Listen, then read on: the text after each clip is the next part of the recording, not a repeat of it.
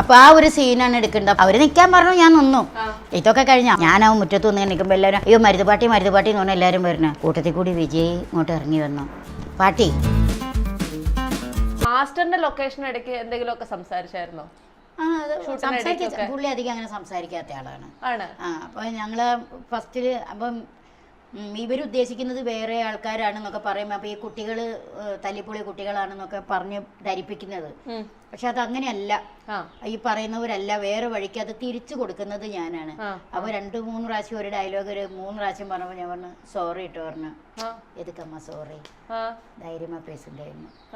അത് സംസാരിക്കില്ല അധികം, പുള്ളി ആരോടും ഇല്ല, അധികം ആരോടും ഇല്ല. പുള്ളി ഷൂട്ട് കഴിയും, അവർക്ക് ആ കുട വെച്ച് കൊടുത്തിട്ടുണ്ട്, അവിടെ ഇരിക്കും. പിന്നെ ഞങ്ങളിങ്ങനെ വരുമ്പോൾ നമ്മൾ ഒരിക്കലും പ്രതീക്ഷിക്കില്ല കേട്ടോ. എൻ്റെ കൂടെ എൻ്റെ അസിസ്റ്റൻ്റ് ഉണ്ട് ഷിബു, അത് തന്നെയാണ് ഡ്രൈവറും അതൊക്കെ.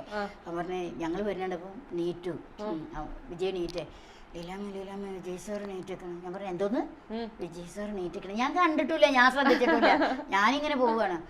കണ്ടതും നീറ്റിട്ട് നമസ്കാരം പറഞ്ഞു തൊഴുത് എപ്പോഴായാലും എല്ലാവരും അതെ അതുപോലെ രജനീകാന്ത് തന്നെ കെട്ടിപ്പിടിച്ചിട്ടുണ്ട് പറഞ്ഞു മരുന്ന് പാത്തേം പാട്ടി ഞാൻ സൂപ്പറാൻ അടിച്ചിരിക്കന്നെ ടാലന്റ് ആർട്ടിസ്റ്റ് ഇവിടെ മുന്നേ ചെയ്തിട്ടുണ്ട്.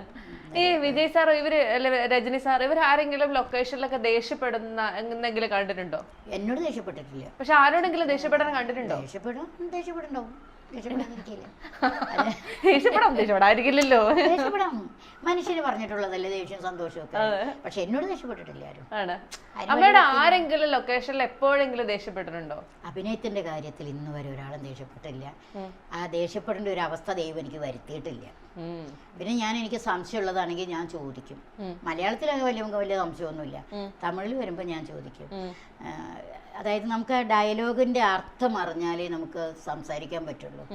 അത് നമ്മൾ ഡയലോഗ് പറയുമ്പോൾ അർത്ഥം നമ്മുടെ മുഖത്ത് അത് വരണ്ടേ. അപ്പം ഇപ്പൊ നീ എവിടെ പോണു ദേഷ്യം പിടിച്ച് ചോദിക്കുകയാണെങ്കിൽ അതൊരു തമിഴ് ഇപ്പൊ തമിഴിലാണ് നീ എങ്ക പോറേ അത് ചോദിക്കുമ്പോൾ നമുക്ക് അതിന്റെ അർത്ഥം അറിയില്ലെങ്കിൽ ദേഷ്യം പിടിച്ചിട്ടുള്ളല്ലോ നീ എവിടെ പോണു എന്ന് ചോദിച്ചാൽ എങ്ങനെ ഇരിക്കും? പണ്ടുള്ള കാരണന്മാര് വെള്ളത്തിൽ വളിയിട്ടതുപോലെ എന്ന് പറയുന്നത്.